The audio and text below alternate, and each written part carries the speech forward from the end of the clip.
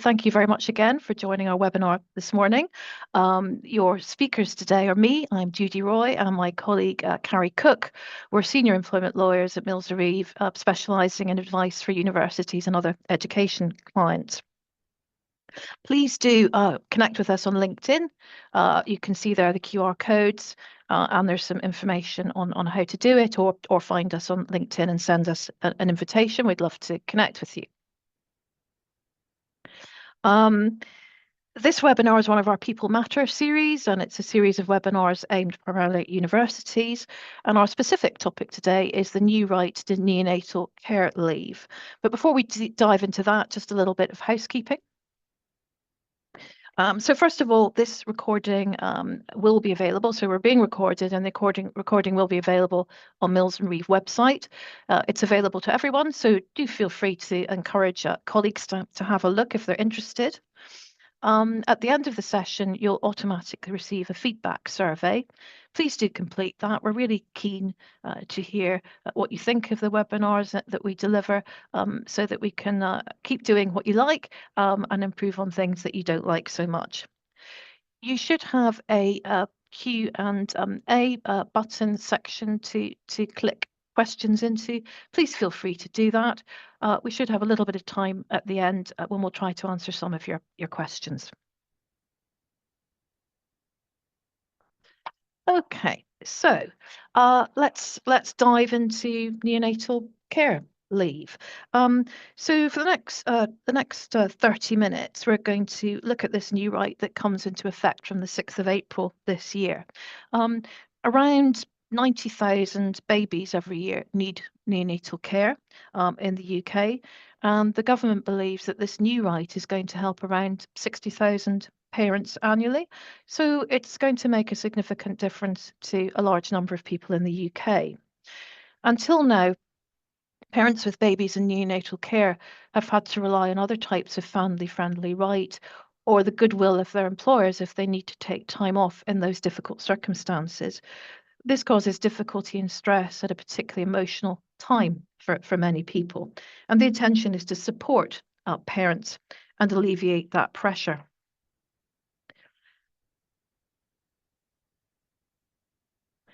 In terms of what we're going to cover in the next 30 minutes, I'm going to take a fairly high level look at the key aspects of how this new right actually works. And then my colleague Carrie is going to touch briefly on neonatal care pay, and then focus on employees' rights and legal protections, how we suggest you should think about preparing, compliance, supporting parents, and best practice.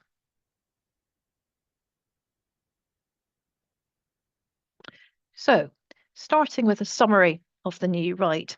In summary, the new right is to have 1 week's leave for each 7-day period when a baby receives neonatal care without interruption.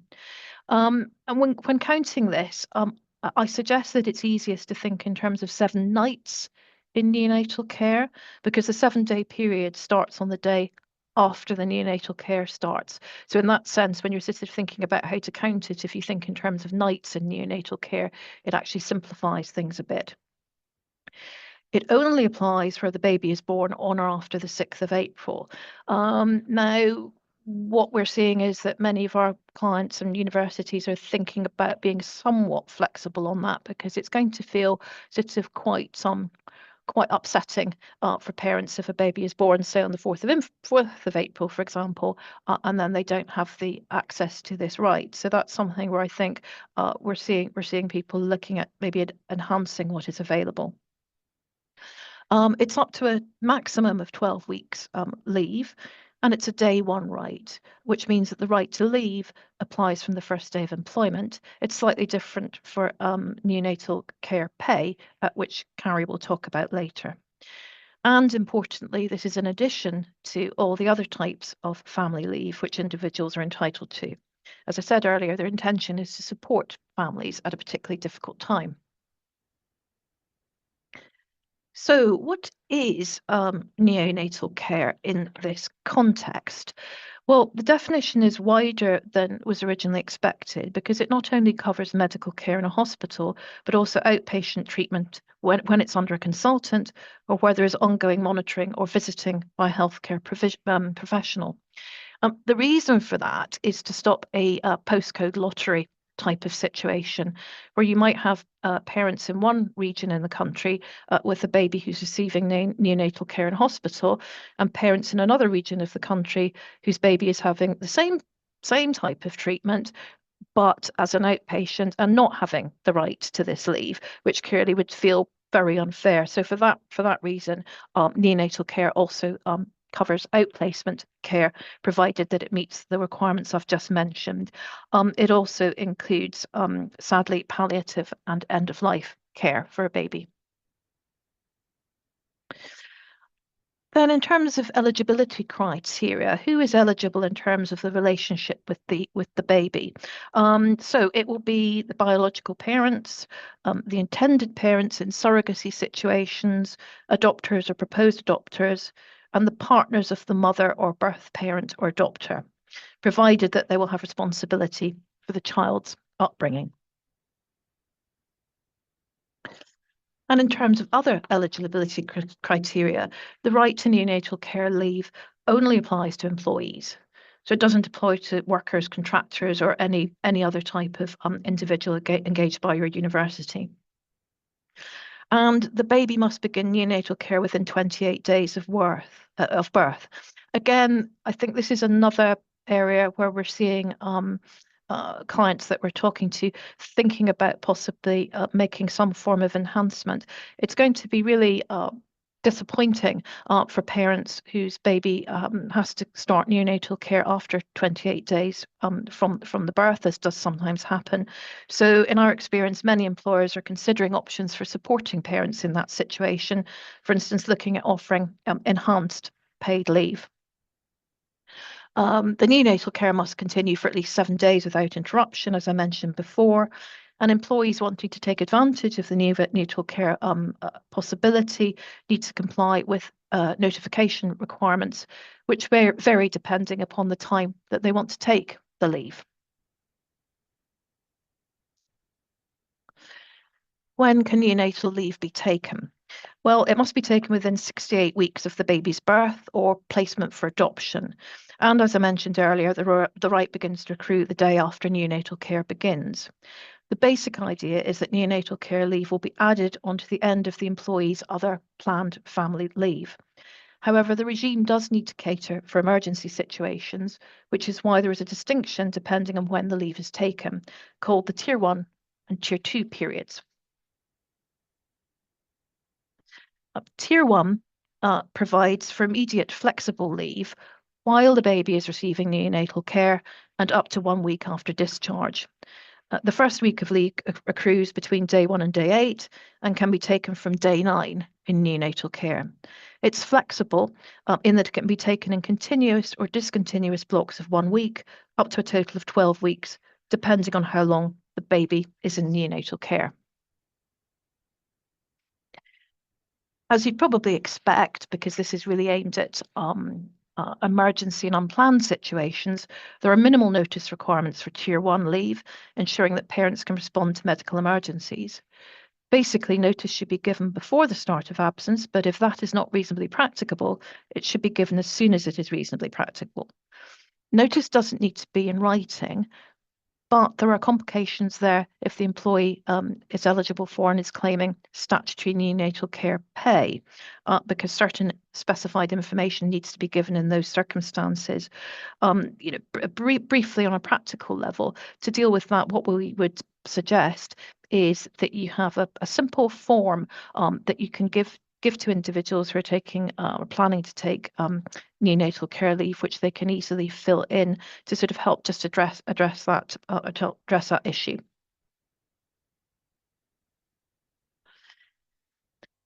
Tier 2 leave period is any period which is not a Tier 1 leave period. It's effectively planned leave after discharge from neonatal care. It must be taken within 68 weeks of the child's birth. It's less flexible than Tier 1 leave in that it must be taken in one continuous block of up to 12 weeks.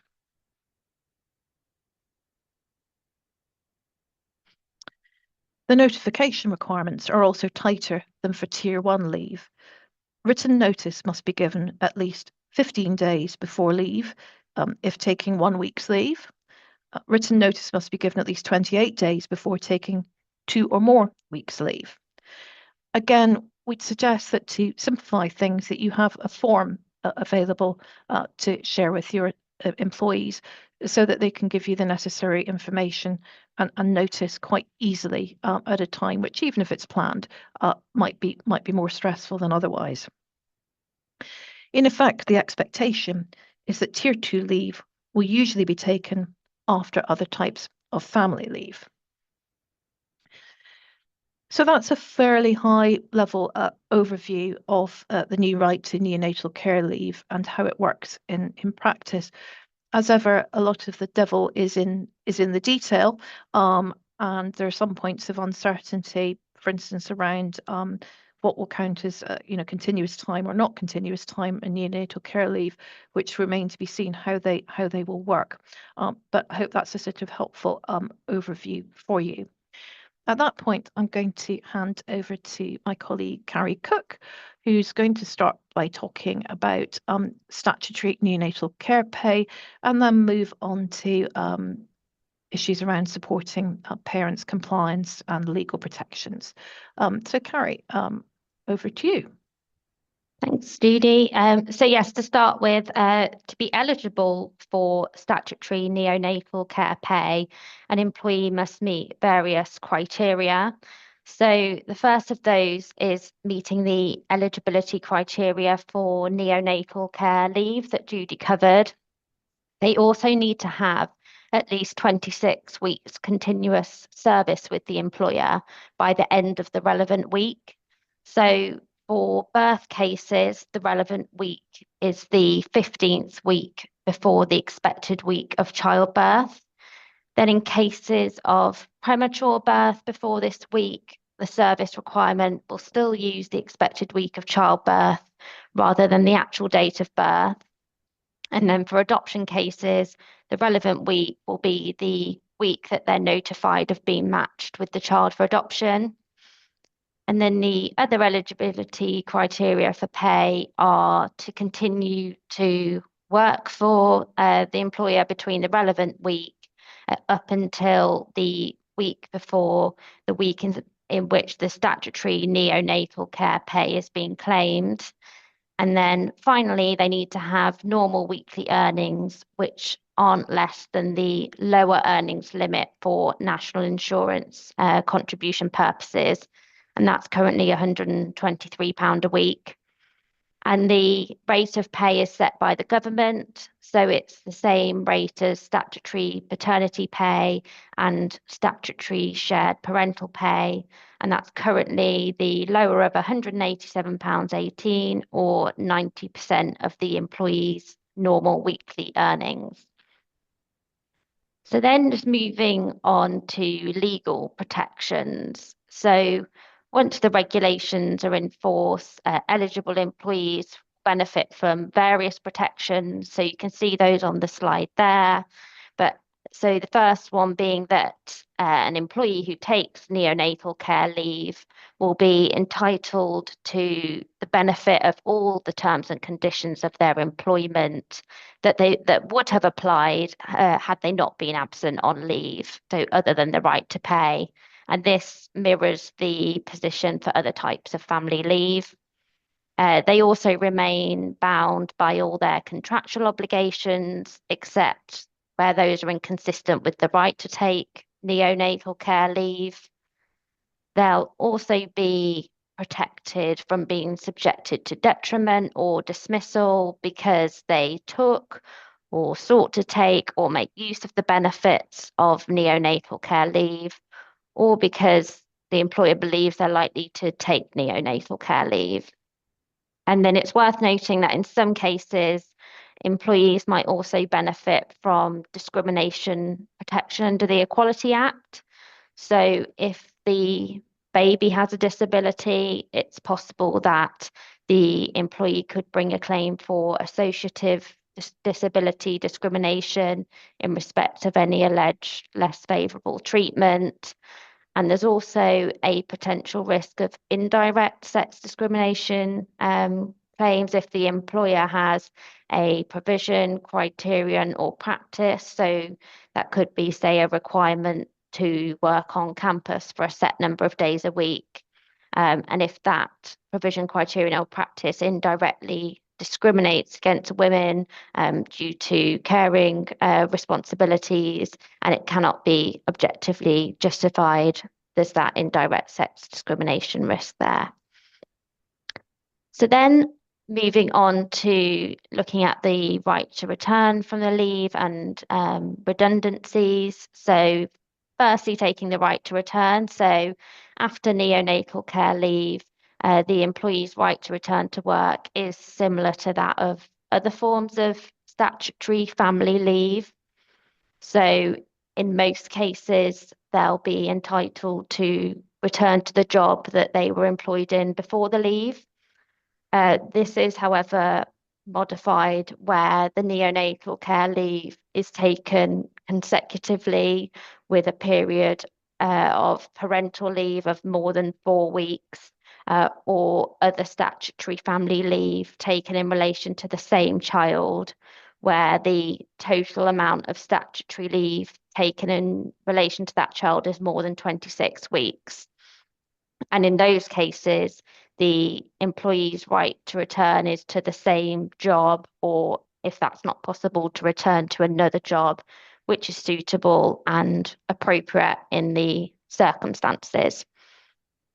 And then in terms of redundancy, so if you've got a redundancy situation which arises during neonatal care leave or the additional protected period, which I'll come on to, and it's not possible for the employer to continue to employ them under the existing contract by reason of redundancy, that employee is entitled to be offered a suitable alternative vacancy, either with the employer, the employer's successor, or an associated employer.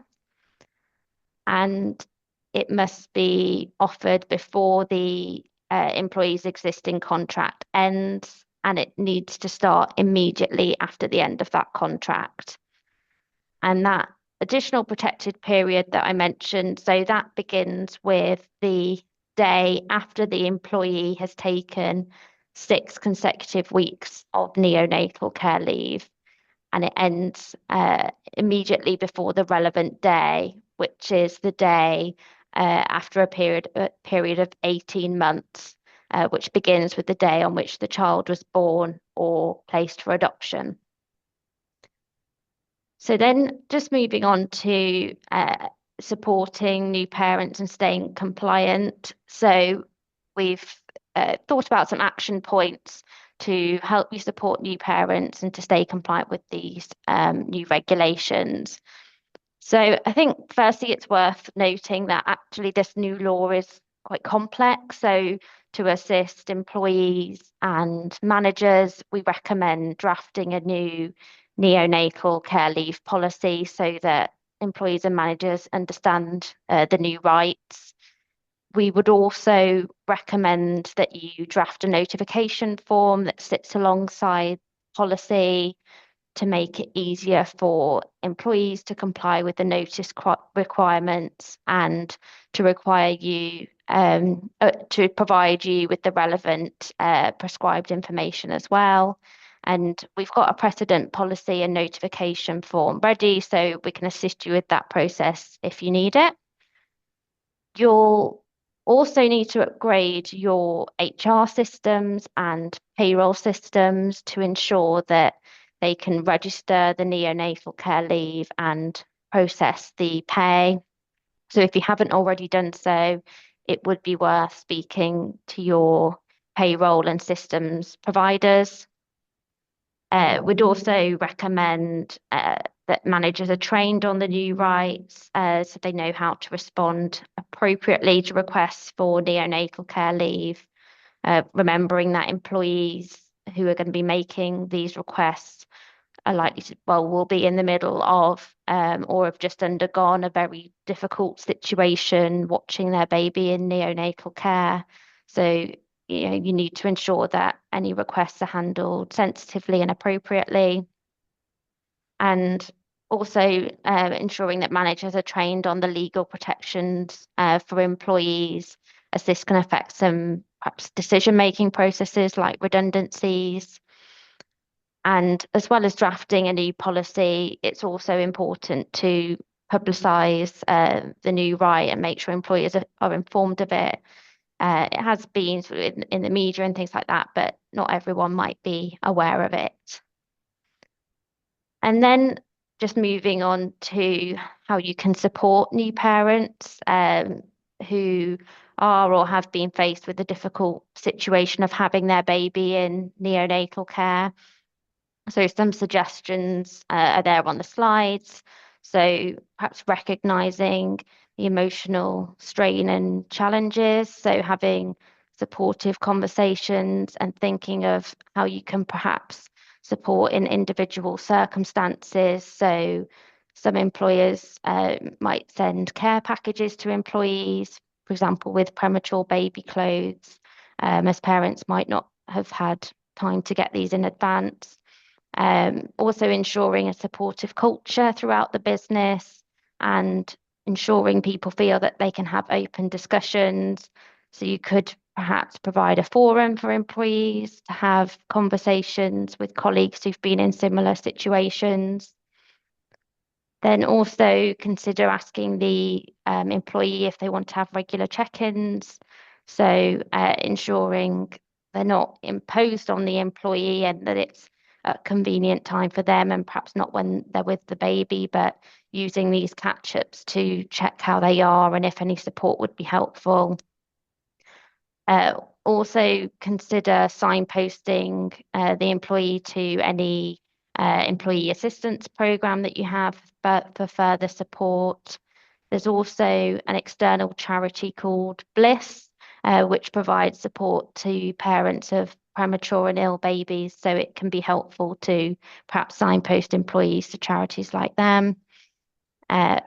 Also remembering that employees will often disclose information about their baby's health, which is special category data under data protection legislation. So you'll need to make sure you're processing that accordingly. And also respect the employee's right to privacy. So they'll often disclose information on a confidential basis. So check with the employee and seek their consent before sharing that with others. And then finally, it's worth bearing in mind that employees might need support when returning to work. So babies in neonatal care can have ongoing care needs. So the parents might need flexibility to attend appointments, for example. So perhaps allowing employees to adjust or flex their hours or to have a phased return from the leave might be helpful. Or they might want to permanently change their working arrangements in light of caring responsibilities. So they should be advised on how to make a flexible working request. And again, it's just worth being alive to potential associative disability discrimination and sex discrimination risks if refusing flexible working requests that arise from caring responsibilities.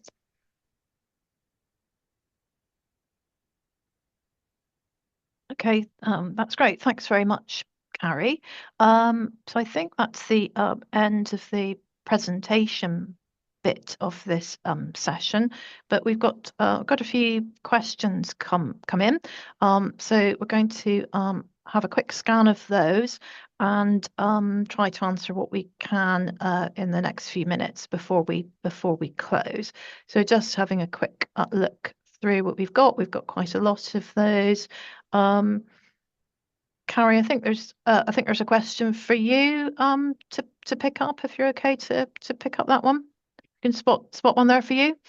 Yes, we've got a question about any practical recommendations for a neonatal care policy. So yeah, I think in terms of policy set out a clear process for employees to follow to request neonatal care leave and the statutory neonatal care pay. I think it's also worth having some frequently asked questions to deal with common scenarios or questions that employees are likely to have. So, as I mentioned, the new law is quite complex. So, I think perhaps having some examples and questions in there can really help them to understand the new right and how it might actually work in practice. Um, Also, I would signpost them to those support services in the policy. So we mentioned the perhaps an employee assistance program or charities like Bliss that might be able to support them. And also, if you're going to have enhancements for other family leave rights, you might also want to consider applying similar enhancements for neonatal care leave and pay as well. So it's worth thinking about that in the policy too. That's great, Carrie. Thank you. We've got lots of questions coming in, so I'm going to try and pick some we can cover reasonably quickly. Sorry, just looking. So one question is around: is it necessary to have different forms for Tier 1 and Tier 2 leave?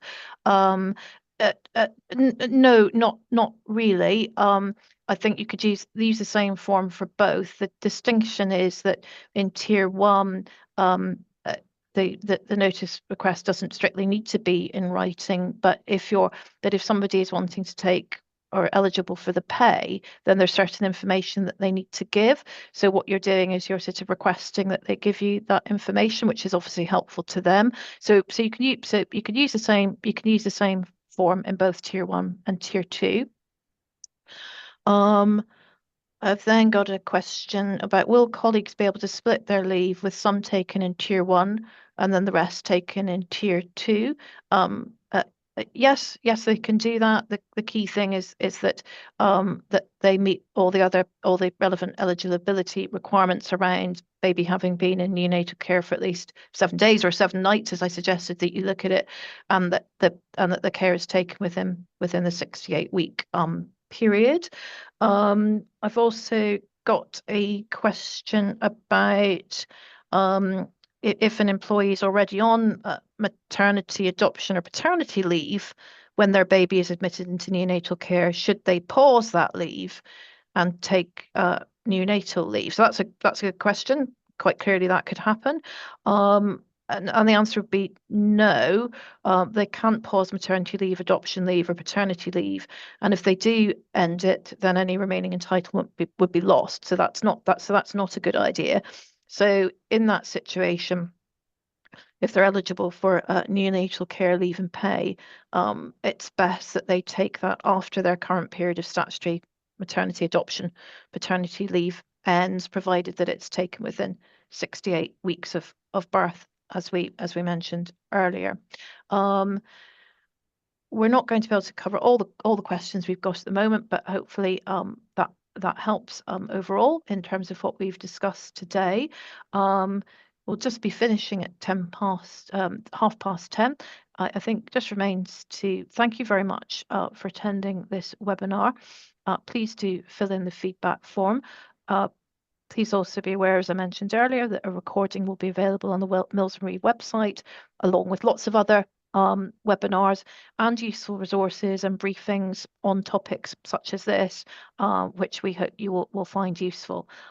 It's now 10:30, so we'll end our webinar now, and thanks again very much for attending.